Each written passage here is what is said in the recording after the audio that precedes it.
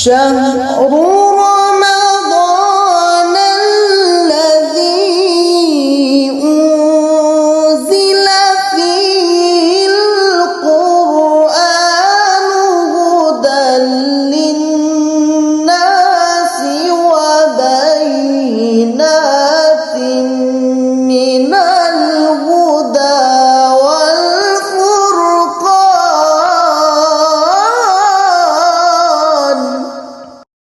بسم اللہ الرحمن الرحیم. سیدنا کریم صلی اللہ علیہ وآلہ وسلم. معزز سامعین و ناظرین، عشرہ مغفرت رمضان المبارک کی پربہار صبح و شام، اور اس میں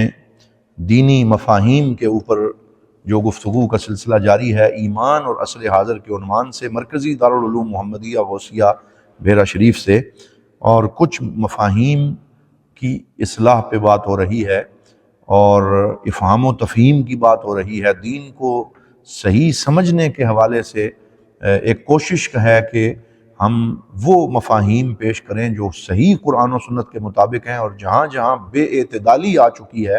اور توازن بگڑ چکا ہے تو ہم یہ گزارش کریں کہ اس بگڑے ہوئے توازن کو کیسے درست کیا جائے تاکہ دین کے اندر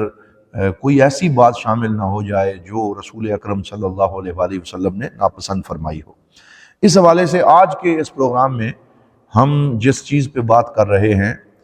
وہ عربی زبان میں العقلیت الفارقہ کے نام سے جانی جاتی ہے. العقلیت الفارقہ کا اردو میں مطلب ہے ایسی عقل جو چیزوں میں فرق کر سکے، جو حق اور باطل میں تمیز کر سکے. بعض چیزوں میں بڑا باریک فرق ہوتا ہے اور جو انسان اس فرق کو سمجھ نہیں سکتا تو وہ مختلف چیزوں کو ایک ہی سمجھ کر تو وہ پھر ایسے احکامات جاری کر دیتا ہے جو اس کی عدم فہم پہ دلالت کرتے ہیں اور اس سے دین کا توازن بگڑ جاتا ہے. تو ایک ایسی مینٹیلٹی اور ایک ایسا انٹلیکٹ جو چیزوں کے اندر، جسے ہم انگلش میں کہتے ہیں ڈفرینشیٹ کرنا اور فرق کرنا، یہ اللہ تعالیٰ کی طرف سے ایک خاص انعام ہوتا ہے جو اللہ اپنے بعض لوگوں کو عطا فرماتا ہے، اپنے بندوں کو عطا فرماتا ہے. اور اسے کہتے ہیں وضع الشیء فی محلہ، کہ چیز کو اس کی اصل جگہ پہ رکھنا، ہر مفہوم کو اس کے اپنے فریم میں فٹ کر کے دیکھنا. تو جو آدمی مختلف چیزوں میں فرق نہ کر سکے اور اس سے مختلف احکامات اور چیزیں گڈ مڈ ہو جائیں تو پھر وہ دین کے اندر بھی ایسی بہت سی چیزوں اور ایسی بہت سے عدم توازن کا شکار ہوتا ہے جو پورے معاشرے کے لیے نقصان دہ ہوتا ہے.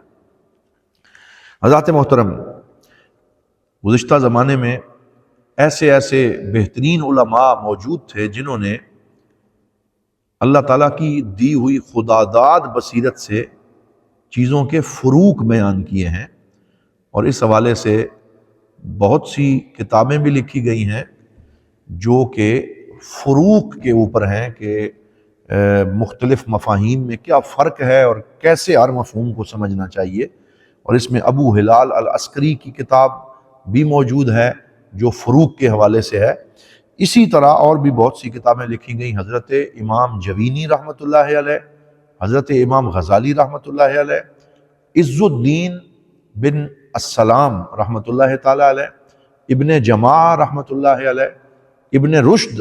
رحمۃ اللہ علیہ، اور بہت سے ایسے حضرات کے نام ہم لے سکتے ہیں جو اس حوالے سے انتہائی ماہر تھے کہ وہ مفاہیم کو صحیح درست انداز میں بیان کرتے تھے. امام قرافی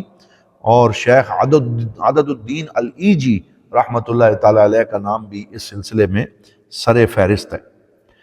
حالیہ زمانے میں جن لوگوں نے ان فروق کے حوالے سے لکھا ہے ان میں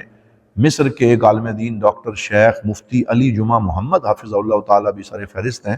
کہ جنہوں نے عصر حاضر میں مفاہیم کے اندر جو فرق ہے جس کو جاننا ضروری ہے اس پہ بہت اچھا لکھا ہے، اور ان کی کتاب بھی اس حوالے سے موجود ہے. تو اگر ہم چیزوں میں فرق نہ کریں، جیسے ہم نے گزشتہ پروگرام میں بھی بیان کیا کہ ایک ہے فن صحیح اور ایک ہے فن قبیح، تو دونوں ہی فائن آرٹ سے تعلق رکھنے والی چیزیں ہیں، لیکن اگر اس کے قبیح اور صحیح میں فرق نہ کیا جائے اور فتویٰ عام کر دیا جائے کہ ہر قسم کا فن ہی حرام ہے، تو اسی طرح لوگ پھر جو ہے وہ مس انڈرسٹینڈنگ کا شکار ہوئے، اور انہوں نے نعت کو بھی اور اس طرح کی جتنی بھی شعر و شاعری تھی اس سب کو ہی حرام قرار دے دیا، کیونکہ انہوں نے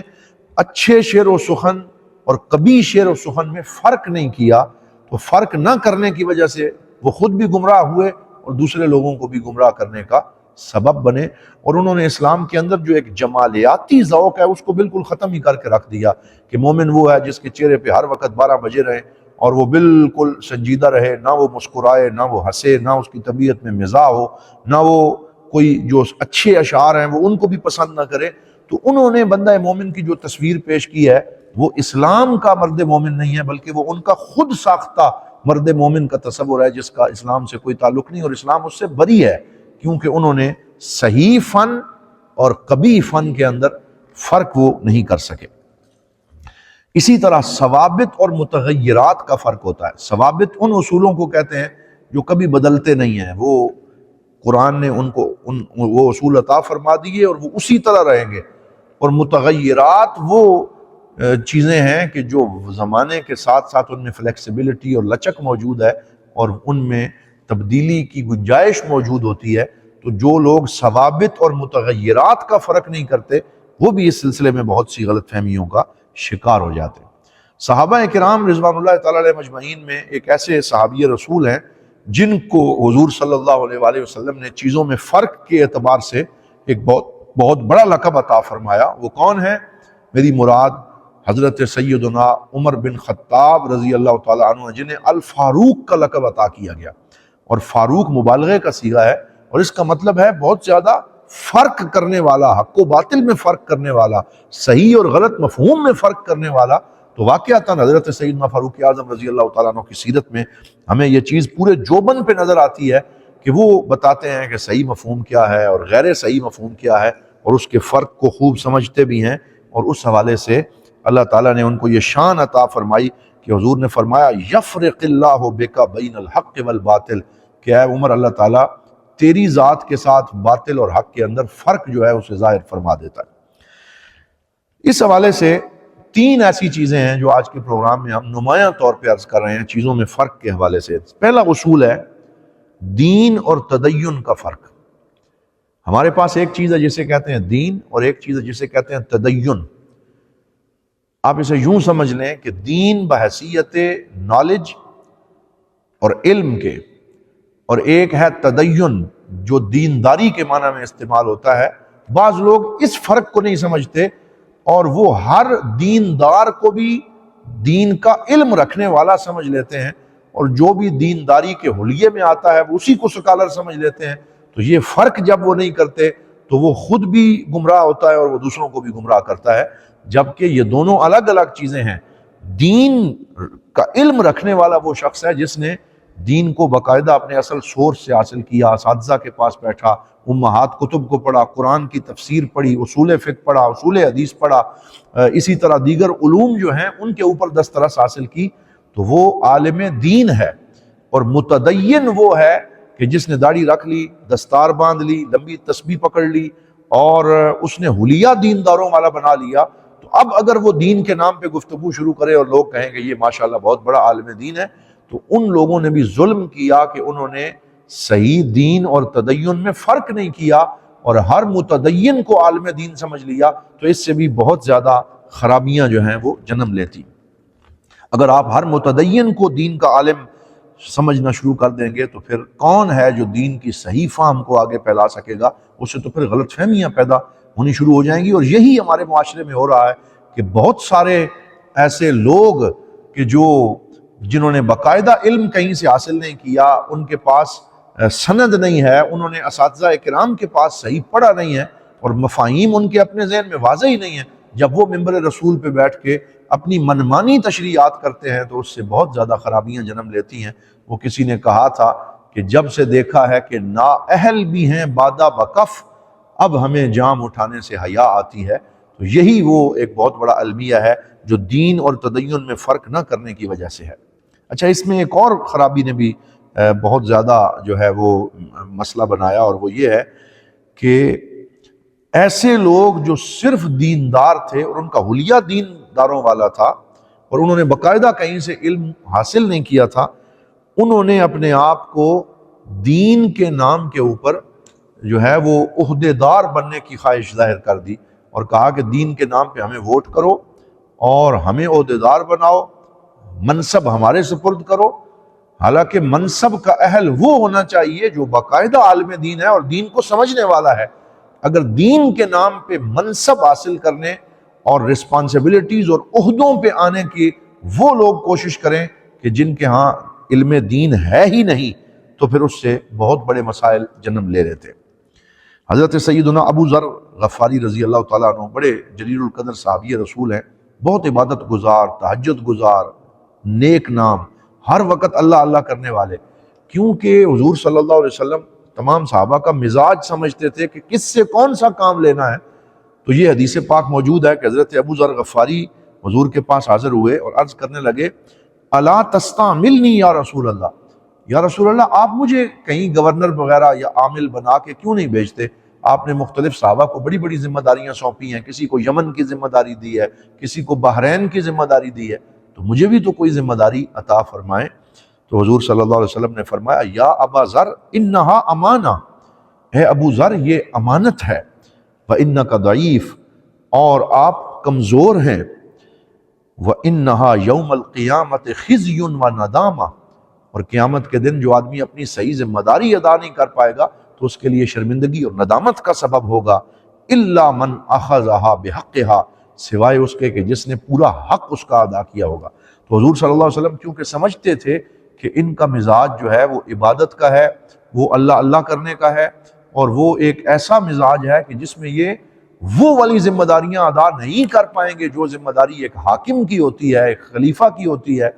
یا ایک ایسے شخص کی ہوتی ہے کہ جو انتظامی شعبے کے اندر ہو۔ تو حضور صلی اللہ علیہ وسلم نے فرمایا کہ نہیں اے ابو ذر، آپ اس فیلڈ کے آدمی ہیں، آپ اس فیلڈ میں جائیں گے تو آپ کے لیے مسئلہ پیدا ہو جائے گا۔ تو یہ کتنی روشن مثال ہے ہمارے سامنے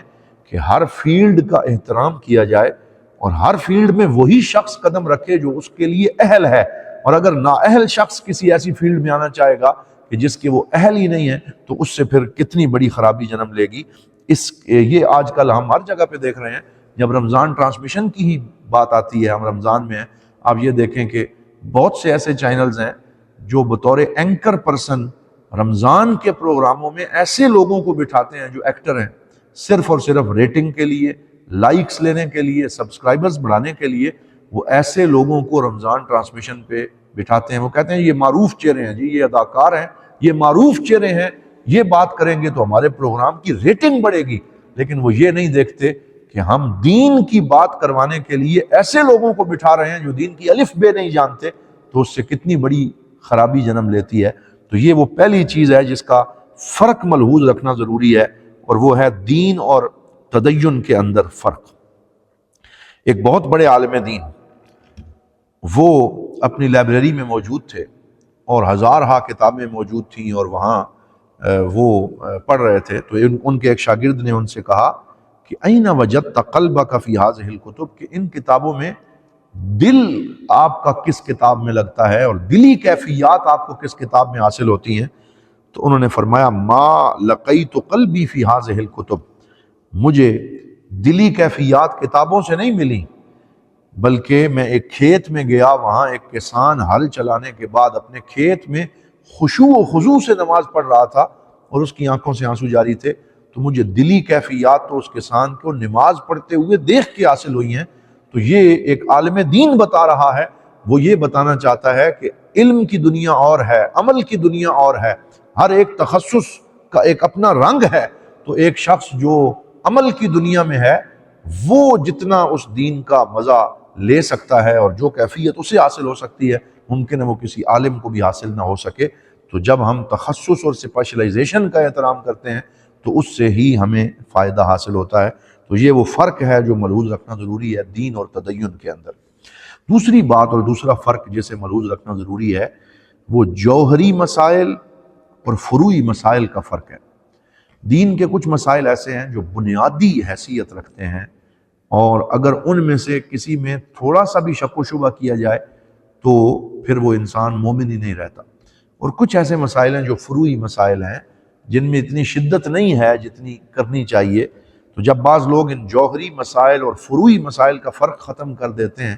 تو اس کی وجہ سے بھی یہ مسئلہ جنم لیتا ہے کہ شدت پسندی آ جاتی ہے اور بہت سی تکفیری رویے شروع ہو جاتے ہیں، اور جس بات پہ کفر نہیں بھی بنتا اس پہ بھی لوگوں کو کافر بنانے کا عمل شروع ہو جاتا ہے. حضور صلی اللہ علیہ وآلہ وسلم نے فرمایا کہ ایمان کے 60 سے زیادہ شعبے ہیں. اعلیٰ لا الہ الا اللہ وادناہا اماطۃ الاذی عن الطریق، کہ سب سے اعلیٰ شعبہ کلمہ طیبہ پڑھنا اور سب سے ادنا شعبہ راستے سے کانٹے کو ہٹانا. تو اس سے یہ پتہ چلا کہ کچھ دین کے مسائل بنیادی ہیں اور کچھ دین کے مسائل فروعی ہیں. جتنی جس کی حیثیت ہے اسی کے مطابق اس پہ حکم لگے گا، اور یہ بھی فرق جو شخص سمجھتا ہے وہی صحیح طریقے سے پھر فتویٰ بھی دے سکتا ہے، وہی صحیح طریقے سے مسئلہ بھی بیان کر سکتا ہے. تو بڑے قضایا اور بڑے مسائل اور فروعی مسائل کے اندر فرق کرنا بھی ضروری. بعض لوگ وہ فتویٰ جو بڑے مسئلے کے انکار پہ لگتا ہے وہ فروعی مسائل کے انکار والے پہ بھی لگا دیتے ہیں. مثال کے طور پہ اذان سے پہلے درود و سلام پڑھنا اور اذان کے بعد پڑھنا، نماز جنازہ سے پہلے اور بعد میں دعا مانگنا، یا اپنی شلوار کو اپنے ٹخنوں سے اوپر رکھنا، یا اقامت میں حی علی الصلاۃ کے وقت سارے نمازیوں کا کھڑا ہونا. اس طرح کے فروعی مسائل میں اتنی سختی کر لیتے ہیں کہ جتنی سختی کفر اور ایمان کے مسائل پہ ہوتی ہے تو اس سے بھی فتنے جنم لیتے ہیں، لوگوں کے دلوں میں ایک دوسرے سے دوریاں پیدا ہوتی ہیں. تو اگر فروعی مسائل کو ان کے اپنے دائرے میں رکھا جائے اور ان میں شدت نہ کی جائے تو پھر دین کا صحیح فہم جو ہے وہ نصیب ہوتا ہے. اور آخری فرق جو آج کے اس پروگرام میں ہم بیان کر رہے ہیں وہ ہے عصر نبوت اور حیات نبی صلی اللہ علیہ وسلم میں فرق کرنا. ایک ہے حضور کی اپنی زندگی کہ جو حضور نے اپنی زندگی میں اصول عطا فرمائے، اور ایک ہے حضور کا زمانہ. حضور صلی اللہ علیہ وآلہ وسلم کے زمانے کے اپنے تقاضے تھے، اور زمانہ آگے بڑھتا رہتا ہے اور اس کے تقاضے بدلتے رہتے ہیں. تو تعمیری حوالے سے، سہولیات کے اعتبار سے ایک حضور صلی اللہ علیہ وسلم کا زمانہ ہے اور ایک بعد والا زمانہ ہے. تو جو لوگ حضور کے زمانے اور حضور کی زندگی میں فرق نہیں کرتے تو وہ بھی بہت سی غلط فہمیوں کا شکار ہو جاتے ہیں. ہم نے گزشتہ پروگرام میں بھی جو بدعت کے مفہوم کی بات کی ہے وہ یہیں سے بھی جنم لیتی ہے کہ ہمارے پاک نبی صلی اللہ علیہ وسلم کے زمانے میں کچے فرش تھے اور مسجد کی کچی دیواریں تھیں، مٹی کی لپائی تھی، نہ اس میں قالین تھے، نہ اس میں لاؤڈ سپیکر تھا، نہ اس میں یہ جدید سہولیات تھی، نہ گاڑیاں تھیں، نہ یہ کرنسی تھی جو آج کل ہے. تو اگر آپ یہ چاہیں گے کہ وہی سارے امور جو حضور کے زمانے میں تھے وہی آج کی 15ویں صدی میں بھی ہونے چاہیے تو پھر آپ دین میں ایک ایسی شدت کا مظاہرہ کرنا چاہتے ہیں جس کی اسلام میں نہ کہیں گنجائش ہے اور نہ کسی نے اس شدت کا ہم سے مطالبہ کیا ہے. لہٰذا جتنے بھی زمانے کے متغیرات ہیں اور بدلنے والی چیزیں ہیں ان میں زمانے کے ساتھ ساتھ چلتے رہنا یہی بہتر ہے. لیکن جو اصول حضور صلی اللہ علیہ وسلم نے عطا فرمائے انہیں ثوابت کہا جائے گا. وہ نہ 15ویں صدی میں بدلیں گے، نہ 20ویں صدی میں بدلیں گے، نہ 21ویں صدی میں بدلیں گے. اصول وہی رہیں گے جو سرکار دو عالم صلی اللہ علیہ وسلم نے عطا کر دی، ان کو کوئی تبدیل نہیں کر سکتا. ہاں باقی جو زمانے کی چیزیں وقت کے ساتھ ساتھ تبدیل ہو رہی ہیں ان کو قبول کرنا اور ان کی ایکسیپٹنس پیدا کر کے ان کے مطابق اپنے آپ کو ڈالتے چلے جانا، یہی بندہ مومن کی پہچان ہے. لہٰذا ہم دیکھتے ہیں کہ حضور کے زمانے میں درہم اور دینار سونے اور چاندی کے ہوتے تھے، ان کی تھیلیاں ہوتی تھیں اور ان میں جا کے پیمنٹ ہوتی تھی. لیکن پھر زمانہ آگے بڑھا اور پھر ان درہم اور دینار کی جگہ آہستہ آہستہ پھر جو ہے وہ کرنسی نوٹ آ گئے، اور کرنسی نوٹ جو ہیں وہ یہ آج کل جو ہمارے ہاں رائج ہیں. پھر اس کے بعد جب بینک کا نظام آیا تو اس بینک کے نظام میں آن لائن ٹرانسفر شروع ہو گئی کہ ایک جگہ سے دوسری جگہ آن لائن ہی پیسے پہنچ بھی جاتے ہیں، ادا بھی ہو جاتے ہیں. تو یہ ساری چیزیں حضور صلی اللہ علیہ وسلم کے زمانے میں نہیں تھیں، آج ہیں. پھر اس سے آگے زمانہ اب الیکٹرانک کرنسی کی طرف بڑھ رہا ہے، بٹ کوائن ہے، دیگر نئی نئی چیزیں سامنے آتی چلی جا رہی ہیں. اب ان میں کیا حلال ہے کیا حرام ہے یہ تو شریعت بیان کرے گی، لیکن ہر آنے والی نئی سہولت جب کہ تمام فقہا اس بات پہ متفق ہو جائیں کہ ٹھیک ہے اب ہم نے اس سہولت سے فائدہ اٹھانا ہے، تو پھر اس کو حرام قرار دینا یا اسے غلط قرار دینا وہ ٹھیک نہیں ہوگا، بلکہ زمانے کے ان نئے تقاضوں کو قبول کر کے ان کے مطابق زندگی کو آگے بڑھانا چاہیے۔ تو عصر نبوت اور حیات نبی کے اصولوں کے درمیان فرق کو ملحوظ رکھنا بھی ضروری ہے۔ بعض لوگ جنہوں نے فرق ملحوظ نہ رکھا، انہوں نے ہر آنے والی نئی ایجاد کی مخالفت کی۔ ریڈیو آیا، انہوں نے کہا حرام ہے، ٹیلی ویژن آیا، انہوں نے کہا حرام ہے، پھر جناب اس کے بعد جب کیمرہ آیا اس کے فوٹو کو حرام قرار دے دیا، کیونکہ وہ اس بنیادی فرق کو نہیں سمجھتے تھے۔ لیکن تھوڑے عرصے بعد انہی لوگوں کو ہم نے دیکھا کہ وہ ریڈیو بھی استعمال کر رہے ہیں، ٹیلی ویژن بھی استعمال کر رہے ہیں، پھر وہ کیمرہ جو ہے اس سے بھی استفادہ کر رہے ہیں، بلکہ 24 گھنٹے اب وہ کیمرے کے سامنے ان کی زندگی گزر رہی ہے۔ تو یہ جو فرق ہے اگر اس کو شروع میں ہی وہ ملحوظ رکھ لیتے تو یہ چیز اور یہ نوبت نہ آتی۔ تو حضرات محترم، یہ جو ایک فروق ہیں کہ ہر نئی ایجاد کی مخالفت کرنا، یہ بندہ مومن کا شیوہ نہیں، بلکہ حضور صلی اللہ علیہ وسلم نے جو اصول عطا فرمائے، خیرکم خیرکم لأہلہ وانا خیرکم لأہلی، کہ تم میں سے سب سے بہترین وہ ہے جو اپنے گھر والوں کے لیے بہترین ہے، اور میں تم میں سے سب سے زیادہ اپنے اہل خانہ کے لیے اچھا ہوں۔ اب یہ اصول ساری زندگی یہی رہے گا، اس کو یہ تبدیل نہیں ہو سکتا۔ ان اللہ جمیل ویحب الجمال، اللہ تعالیٰ جمیل ہے اور جمال کو پسند فرماتا ہے، یہ اصول ہے، یہ کبھی تبدیل نہیں ہو سکتا۔ الدین یسر، دین آسانی کا نام ہے، یہ اصول ہے، کبھی تبدیل نہیں ہو سکتا۔ الضرر یزال، کہ جہاں بھی کوئی ضرر اور تکلیف دہ چیز ہوگی اسے زائل کیا جائے گا، یہ اسلام کا مزاج ہے، یہ اصول ہے، یہ کبھی تبدیل نہیں ہو سکتا۔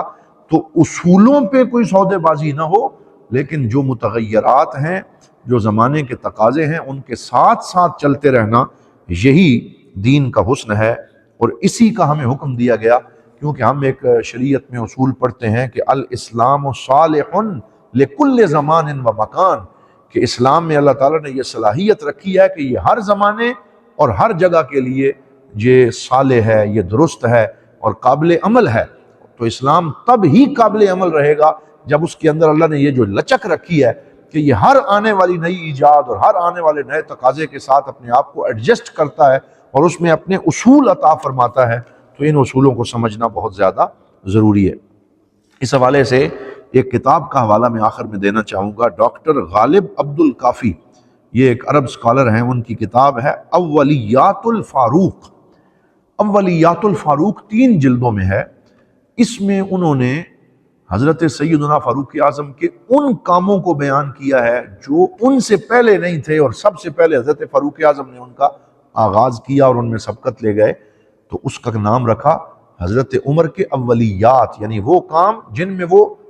سب سے پہلے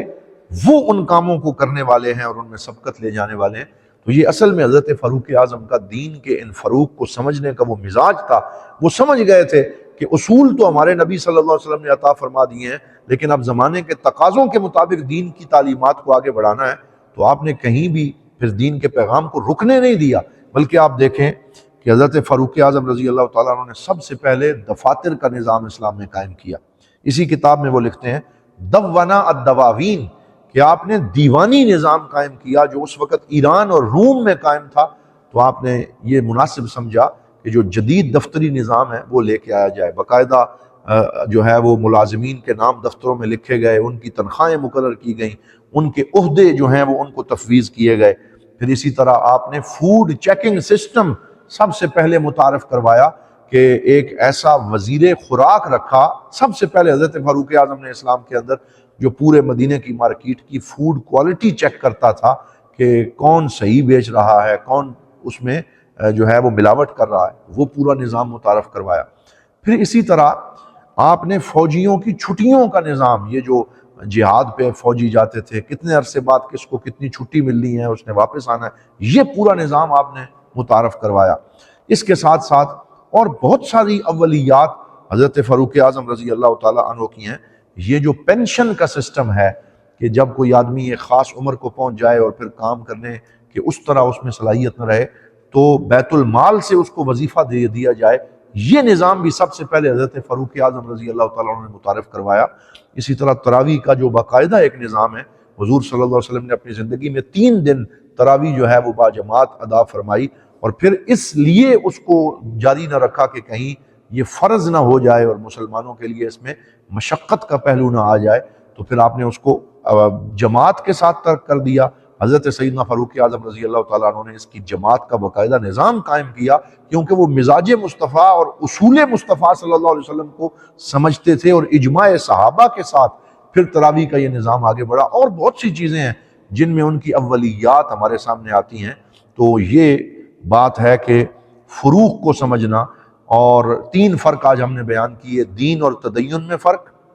اور جوہری اور فروعی مسائل میں فرق، اور عصر نبوت اور زمانہ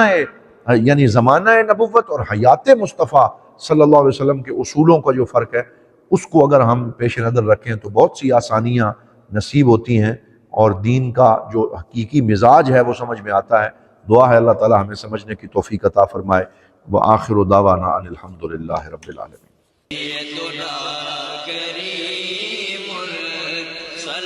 دارالعلوم محمدیہ غوثیہ بھیرا شریف دینی اور عصری تعلیم کا بے مثال ادارہ ہے،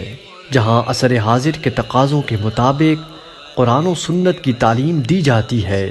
اور ہر سال ہزاروں طلباء و طالبات زیور تعلیم سے آراستہ ہو رہے ہیں۔ رمضان المبارک کے بابرکت لمحات میں زکوٰۃ و صدقات اور مالی تعاون اس عظیم ادارے تک پہنچا کر اس مشن میں اپنا حصہ ڈالیں۔ درجہ ذیل اکاؤنٹس پر اپنا تعاون ارسال فرمائیں۔